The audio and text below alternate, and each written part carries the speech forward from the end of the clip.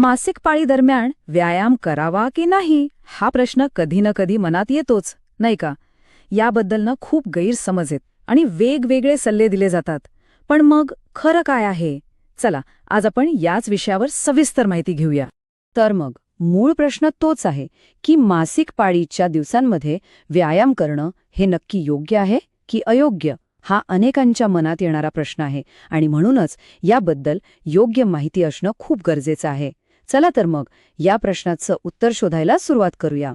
या प्रश्नाचं उत्तर शोधण्यासाठी आपण 4 सोप्या टप्प्यामधून जाणार आहोत.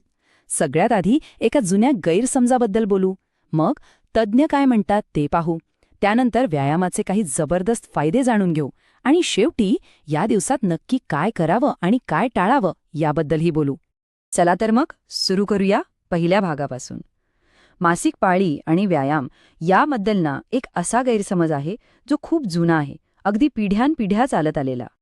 अगदी बरोबर, हाच तो गैरसमज. म्हणजे असं मानलं जायचं की या दिवसामध्ये शरीराला फक्त आणि फक्त आरामाचीच गरज असते आणि व्यायाम केला तर त्रास वाढू शकतो. ही गोष्ट इतक्या वेळा ऐकलेली असते की अनेकांना हेच खरं वाटतं. पण खरंच असं आहे का? आता बघूया की या जुन्या समजाबद्दल आरोग्य तज्ज्ञ काय म्हणतात. म्हणजे विज्ञानाच्या आधारावर खरं काय आहे हे समजून घेण्याची वेळ आता आली आहे. तर बघा, तज्ज्ञांच्या मते मासिक पाळीत व्यायाम करणं हानिकारक आहे हा निव्वळ एक गैरसमज आहे. उलट योग्य प्रमाणात केलेला व्यायाम हा चक्क फायदेशीर ठरू शकतो. किती मोठी गोष्ट आहे ही, नाही का? जुने सगळे विचार बाजूला सारणारी. पण थांबा, याचा अर्थ असा नाही की प्रत्येकाने डोळे झाकून व्यायाम सुरू करावा. तज्ज्ञ सांगतात की काही गोष्टी लक्षात ठेवणं खूप महत्त्वाचं आहे. सगळ्यात पहिलं, हे प्रत्येक शरीरावर अवलंबून आहे. आपलं शरीर काय सांगतंय हे महत्त्वाचं. जर वेदना खूप जास्त असतील तर पहिले 1-2 दिवस आराम करणं शहाणपणाचं आहे. कधीकधी हार्मोन्सच्या बदलांमुळे थकवाही जाणवतो. पण जर तसं काही नसेल तर हलका व्यायाम करायला काहीच हरकत नाही. ठीक आहे, तर व्यायाम करू शकतो हे तर कळलं. पण आता आपण याच्या पुढचा विचार करूया की व्यायाम का करावा, कारण त्याचे फायदे खरंच खूप आहेत. ऐकून आश्चर्य वाटेल. बघा, हलका व्यायाम केला ना तर PMSची लक्षणं, म्हणजे तिची चिडचिड होते, थकवा येतो, तो कमी होतो. मासिक पाळीच्या वेदनांमध्ये आराम मिळतो, मूड सुधारतो आणि एक प्रकारची ताकद आल्यासारखं वाटतं. एवढंच नाही तर मेंदूकडे जाणारा रक्तपुरवठा सुद्धा सुधारतो, ज्यामुळे एकदम फ्रेश वाटतं. आता हा सगळा बदल होतो कसा? यामागे एक सोपं विज्ञान आहे.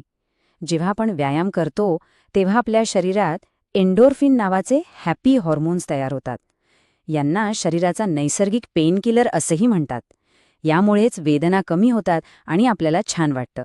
म्हणजे बघा, व्यायाम हा त्रास कमी करण्याचा एक किती नैसर्गिक उपाय आहे.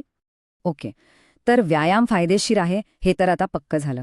पण मग नक्की काय करायचं आणि काय टाळायचं? चला, याबद्दल एकदम स्पष्ट आणि सोपी माहिती घेऊया. तज्ज्ञांच्या मते ना, ह्या दिवसांमध्ये खूप भारी व्यायाम न करता हलका ते मध्यम तीव्रतेचा व्यायाम करावा. जसे की थोडंसं फास्ट चालणं, सायकलिंग करणं, योगा किंवा पोहणं. आणि काहीच नाही तर आपल्या आवडत्या गाण्यावर मस्त डान्स केला तरी चालेल.